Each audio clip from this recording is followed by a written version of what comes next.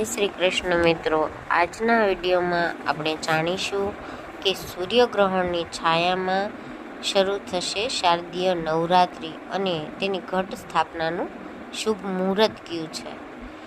તો આ વર્ષનું બીજું અને છેલ્લું સૂર્યગ્રહણ એ 2 ઓક્ટોબરે થશે અને તેના બીજા જ દિવસે એટલે કે 3 ઓક્ટોબરથી શારદીય નવરાત્રિનો પ્રારંભ થઈ રહ્યો છે. જ્યારે 12મી ઓક્ટોબરે વિજયાદશમીના દિવસે સમાપ્ત થશે. આ વખતે ગુરુવારથી નવરાત્રિ શરૂ થઈ રહી છે, તેથી દેવી માતા ડોલી પર સવાર થઈ અને આવશે. હિન્દુ પંચાંગ પ્રમાણે જોઈએ તો આસો માસના શુક્લ પક્ષની એકમની તિથિથી નવરાત્રિનો પ્રારંભ થઈ રહ્યો છે અને નવરાત્રિના પહેલા જ દિવસે આ ઘટ સ્થાપના કરવામાં આવે છે. હવે નવરાત્રિના 10મા દિવસે દશેરાની ઉજવણી કરવામાં આવે છે. નવરાત્રિ દરમિયાન માતા દુર્ગાનું પૂજન કરવામાં આવે છે. આ સાથે શારદીય નવરાત્રિને સૌથી મોટી નવરાત્રિમાંની એક નવરાત્રિ માનવામાં આવે છે.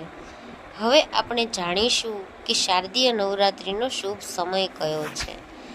તો મિત્રો, આપણે હિન્દુ પંચાંગ પ્રમાણે જોઈએ તો આસુ માસની એકમની તિથિ એટલે કે 3 ઓક્ટોબર મંગળવારે સવારે 12:18 શરૂ થશે અને 4 ઓક્ટોબરના રોજ 2:58 સમાપ્ત થશે.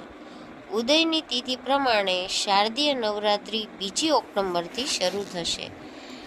અને હવે આપણે ઘટ સ્થાપનનું મુહૂર્ત વિશે જાણીશું. તો આ દિવસે ઘટ સ્થાપનનું મુહૂર્ત સવારે 6:15 થી 7:22 સુધી અને અભિજીત મુહૂર્ત છે જે સવારે 11:46 થી બપોરે 12:33 સુધીનું રહેશે. એટલે આ 2 સમયમાં ઘટ સ્થાપન કરવું જોઈએ. હવે મિત્રો, આપણે તેની પૂજાની વિધિ વિશે જાણીશું. તો મિત્રો, નવરાત્રિના પહેલા દિવસે વ્રત માટે સંકલ્પ લેવામાં આવે છે. સંકલ્પ લીધા પછી માટીના એક મોટા કોડિયામાં જવ વાવવામાં આવે છે અને આ જવારાના કોડિયાને કલશ પર સ્થાપિત કરવામાં આવે છે. આ સાથે નવરાત્રિના 9 દિવસ દરમિયાન બ્રહ્મચર્યનું પાલન કરવું જોઈએ.